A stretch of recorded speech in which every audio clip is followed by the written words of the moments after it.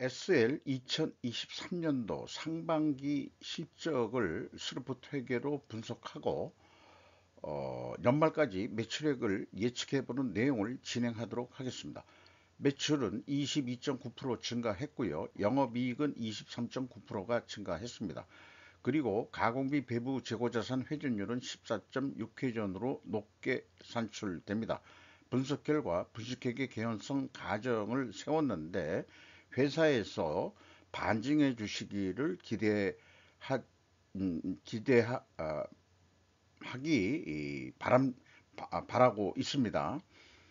내용이 좋았다고 생각하시면 구독, 좋아요 부탁드립니다. 원가 회계 손익 결과는 매출이 1조 3,565억 원대로서 전년보다 22.9%가 증가했는데 참고적으로 미리 이 가공비 배부 재고 자산은 1.8%가 감소했습니다. 매출이 증가함에도 재고를 줄인다는 것은 슬프 관점에서는 매우 바람직한 거지만은 원가 회계에는 영업이익이 좀 적게 나오게 되는 게 이제 그 약점이라고 할 수 있겠어요.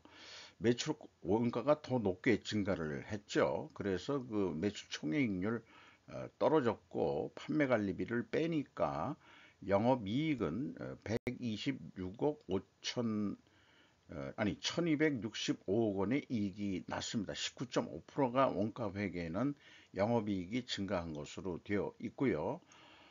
그러나 이제 영업이익률은 0.3% 하락을 했고 생산성은 거의 동일한 수준입니다. 스르폿 결과를 미리 말씀드리면은 매출에 비례하는 매출 재료비 성격이 되겠습니다. 이게 26.1% 증가를 했기 때문에 이 갭인 플러스 3.2%가 나오는 것으로 봐서 원재료 가격이 상승했다라고 1차 추론을 해볼 수 있겠습니다. 스루풋 7.3% 증가했고요. 그러나 스루풋율은 1.7% 하락했습니다. 마진율이 줄었다는 얘기죠. 운영 비용은 15%가 증가했습니다. 그 결과 TOE 생산성은 0.03포인트가 상승했고요. 슬픈 영업이익은 23.9% 증가한 것으로 그렇게 결산이 됩니다. 원가회계 영업이익보다 그 갭이 3억 6,200만 원 더 이익이 났는데 물론 작은 차이긴 합니다만은 재고 자산이 소폭 감소했기 때문입니다. 그래서 재고자산 내역을 보면은 상품, 제품, 제공품, WCAI, 가공비 배부 재고자산이 14억 7,300만 원이 감소를 했습니다. 이 감소 금액에서 가공 비율을 곱한 금액이 영업이익 차이가 되겠습니다. 그리고 밑에 있는 재고 흐름 양식은 모든 기업이 향후 이렇게 좀 공시하는 날이 오기를 기대하면서 이런 양식을 소개를 해 봅니다.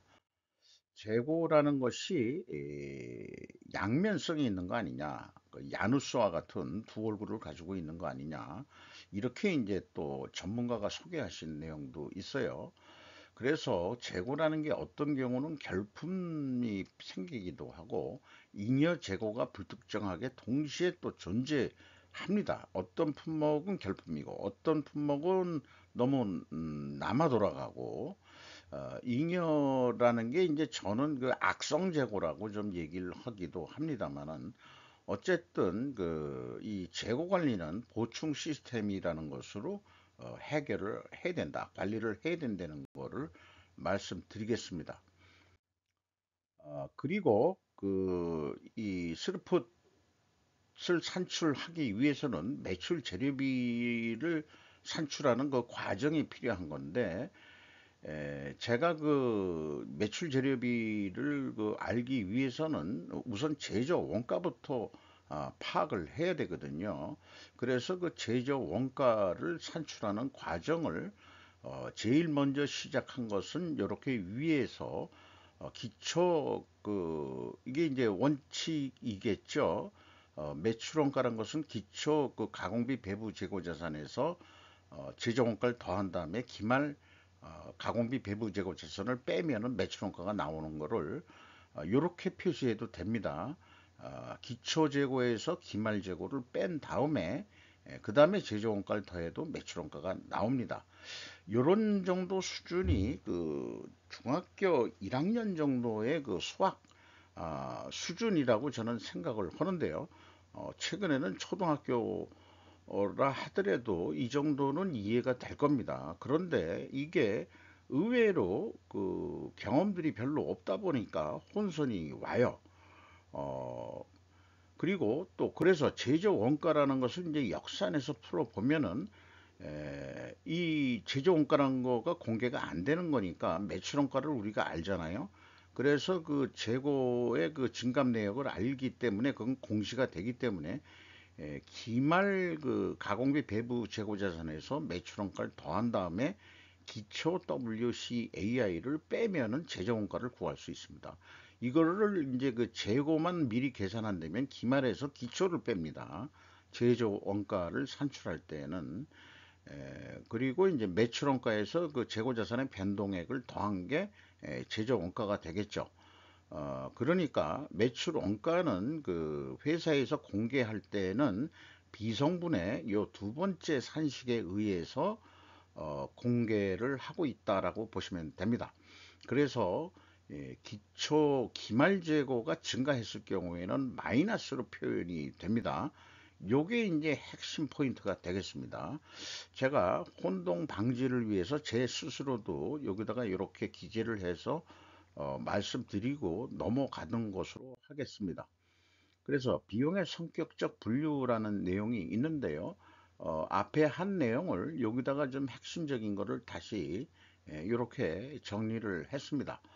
A 제품 및 제공품의 변동이라고 회사가 마이너스 71억 2,300만 원인데 실질적으로 이건 증가했다는 뜻이죠.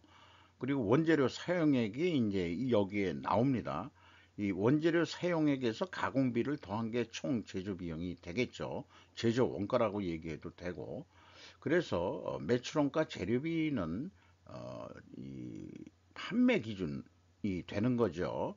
여기서도 26.8%가 증가했습니다. 운영비용은 15%가 증가했습니다. 이 운영비용에서 판매관리비를 뺀 것이 공장 가공비가 되겠는데 총 제조비용에 비해서 24.6% 비중을 차지하고 있다. 그러니까 내려갔어요. 그래서 가공 비율이 아니 재료 비율이 올라갔습니다. 그래서 이걸 봐서라도 원재료 가격은 상승한 것 같다라고 우리는 추론할 수 있겠습니다. 그래서 중요한 것은 이 성과가 제대로 됐느냐 하면은 이제 그 재고자산 매출원가 회계 투명성 검증을 제가 3단계로 개발을 했는데요. 우선 그 총 제조비용, PQ 총 제조비용의 차이가 85억 9,600만 원 있습니다. 이것은 PQ 생산재료비의 차이이기도 합니다. 그것은 또한 2단계에서 이 재고자산의 변동범위 기준의 차이 때문에 그 회사가 2번 비성분 재고자산의 변동범위를 어떻게 산출하는지는 모르지만 이렇게 표현을 했죠. 그래서 이 똑같이 그 85억 9,006만 원인데 이게 마이너스로 여기 그 71억 2,300만 원 했다는 게 오류라는 얘기죠. 재고가 감소했으면 플러스로 나와 있는데 마이너스로 표현되어 있다는 얘기입니다. 그래서 갭2 이게 그 재고자산의 변동 범위가 혹시 그 전체 재고자산을 기준으로 했나 해가지고 이 BWCI 원재료 등 미착분까지 포함된 그 BWCAI 증감액을 가감해 줘도 역시 또 차이가 있거든요.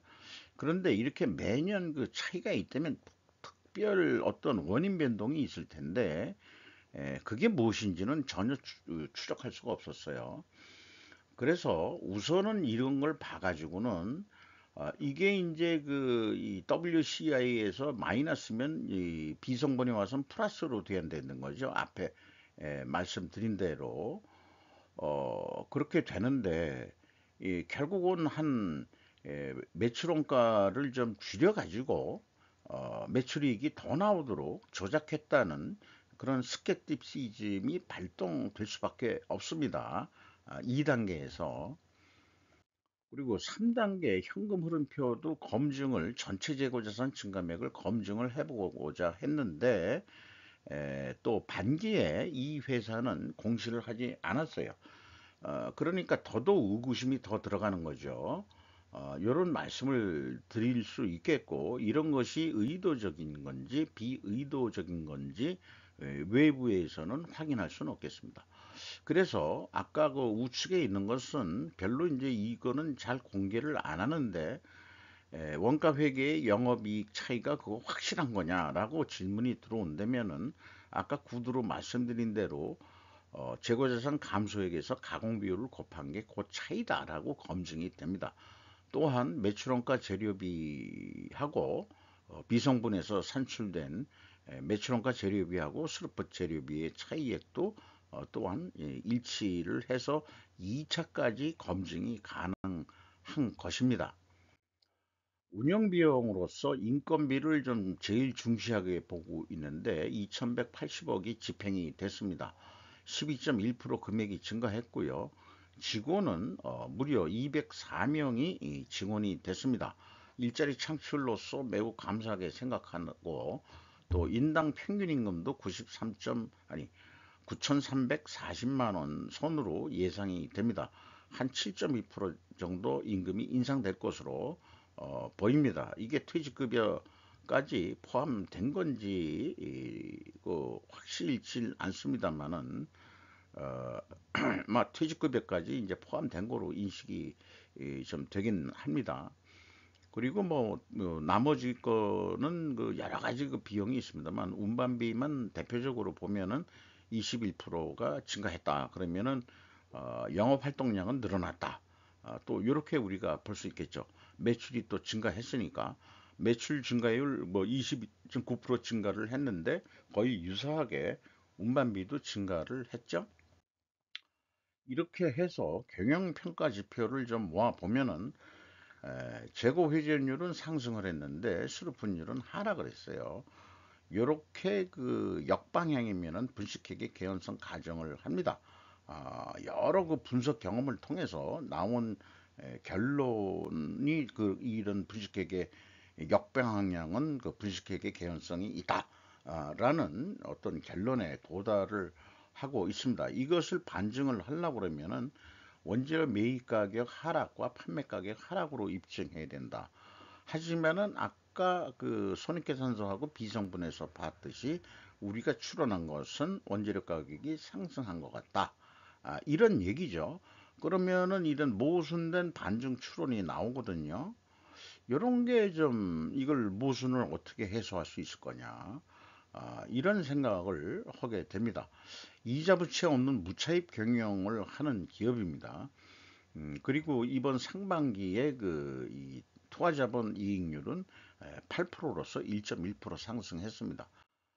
그 분식회계 개연성 가정에 대해서 이 투명했을 때 하고 그다음에 분식회계 개연성이 있을 때 하고의 4분면 상황을 정리한 게 되겠습니다. SL은 여기 그 굵은 테두리 안에 해당하는데 회전율은 상승했고 수루분율은 하락했죠. 이거를 반증하려면 원재료 가격 하락해야 되고 판매 가격 하락을 한 것을 입증을 해야 될 것입니다. 반증을 하려고 그러면은 요 4분면 표를 충분 조건이라는 논리로 표현하면 또 이렇게 될 수 있어요. 그러니까 반증할 때는 이 순방향으로 그 원재료 가격도 하락하고 판매 가격도 하락했다라고 순방향 데이터 확인을 하면 되는데 제가 그 반증을 하는 목적은 이 기업의 투명성을 입증해 주기 싶기도 하기 때문입니다. 그랬는데 이 밑에 것은 그 검사 역할을 할 때 유죄가 있다. 그러니까 그 분식회계 유죄가 있다라고 할 때 검사 입장에서는 원재료 가격 및 판매 가격 그 추이가 역방향이다. 그러니까 원재료 가격이 하락한 게 아니고 상승했다. 그리고 수르픈율은 내려갔으니까 역방향 데이터를 증거로 검사 입장에서는 제시를 할 거고, 제가 변호사 입장이라면 순방향을 제시할 수 있어야 될 것입니다. 자, 그럼 반증이 된다 하더라도 충분히 죄송합니다.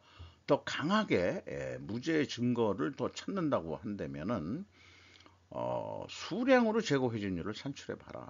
이런 얘기하고 보완적으로 아까 말씀드린 대로 그 재고 흐름 데이터로 공개를 좀 하고 또 재고 자산의 변동 범위는 WCAI로 아예 표준화 해야 된다는 것을 추가적으로 말씀드릴 수 있겠습니다. 그러면은 이 회사가 제시한 원재료 가격이 하락했을까요? 샘플로 준 거는 하락한 거로 되어 있습니다. 이게 무슨 그 자동차 헤드라이트 만드는 회사라고 그러는데, 음, 일단 이 부품이 전체를 대표하는지 안 하는지는 모르지만은 공시된 거는 내려갔어요. 그러니까 반중 추론 쪽으로는 맞는데 그 손익계산서 쪽은 원재료 가격이 계속 상승한 거로 되어 있거든요. 그러니까 이 모순을 하려고 그러면 수량으로 재고 회전율을 한번 산출을 해봐야 실질적으로 그게 작년 상반기보다 회전율이 올라갔다면은 또그 반증 추가 입증이 되는 거죠. 그래서 이 뒷면에 그 제품 가격 추도 있습니다만은 일단 이거 18.1% 내려간 것이 전체를 그 상징한다고 봤을 때 가격 하락 압박률은 13.7%입니다. 가공 비율이 또 그 0.3% 하락을 했어요. 그러면은 14%의 가격 인하 압력을 받게 되는데 가격을 내린 게 아니고 0.9%또 상승을 시켰습니다. 이 백데이터는. 그러니까 그 투명성을 위한 반증은 성립되지가 않습니다. 그렇다면은 그 분식회계 개연성 가정이 반증이 되기 전까지는 제 분식회계 개연성은 그 유효하다. 이렇게 말씀드리겠어요. 납품 단가는 다음 면 지금 소개해 드리는 거 이게 뭐 정확히 하려면은 이제 그 가중 평균을 일일이 다 해야 되지만 그런 백데이터는 없고 여기 그 차종별로 그 램프들 이런 걸 보면은 1%그 제품 가격이 인상이 됐어요. 근데 매출 비중이 82%에서 0.8% 인상된 거로 이렇게 해석이 되고 또 이 시프터라는 게 있어가지고 그게 이제 한 11% 되는데 이게 이제 100%가 나와야 되지만은 제시된 거는 매출 비중을 하면은 한 93% 되겠습니다. 그래서 요걸 합치면은 0.9% 가중 평균을 내면은 0.9% 가격 인상을 했다. 그러니까 뭐 1% 올려준 것도 아니고 그러면은 원재료 가격이 내려갔는데 왜 가격을 안 내렸냐 그러면은 작년 앞에 보면은 원재료 가격이 한 35% 정도 올랐거든요. 근데 판매 가격은 그때 작년에 22년도에 안 올려줬어요. 그러니까 이번에 원재료 가격 내려도 오히려 그때 올렸어야 되는데 못 올렸던 거 추가로 해서 한 1%만 더 올려달라 이렇게 된 거 아니냐라고 저는 그렇게 상상의 날개를 펴 봅니다. 그래서 분석한 내용을 가지고 그 연말까지 보면은 이 매출원가 갭이 요 그 86억 원이 매우 불투명한 금액이죠. 요것이 있는 상태에서 재고자산의 증감 내역이 2% 감소했는데 그게 연말까지 계속 2% 감소할 거라고 가정할 경우에 2조 7,200억 정도 하겠다. 그러면은 재고가 감소하면 영업이익이 계획보다는 좀 낮게 영업이익이 나옵니다. 그래서 계획만큼 더 이익을 더 내본다 그러면은 매출을 1.5% 정도 더 노력을 해서 어, 좀 납품을 한다 그러면은 에, 한 2,600억 정도 나올 수 있지 않겠냐 이렇게 이제 예상을 합니다. 그런데 거꾸로 재고를 매출액을 더 노력을 안 하고 재고만 5% 늘린다고 한다 그러면은 요게 되는 거죠. 요게 됩니다. 요게 돼서 내려갑니다. 어, 이 재고가 여기 감소를 한 것부터 시작을 하기 때문에 이 재고 증가면은 여기 2,400억에서 약간 오르는 정도 이렇게 이제 나오죠. 그래서 스르프 쪽으로 보면은 자연스럽게 2조 7,100억 원 정도 계산이 됩니다. 그래서 그래도 2,500억 정도의 스르프스는 바로 이익이 나는 것으로 그렇게 되는데 한 2.8% 재고 회전율을 좀 더 노력을 해보자.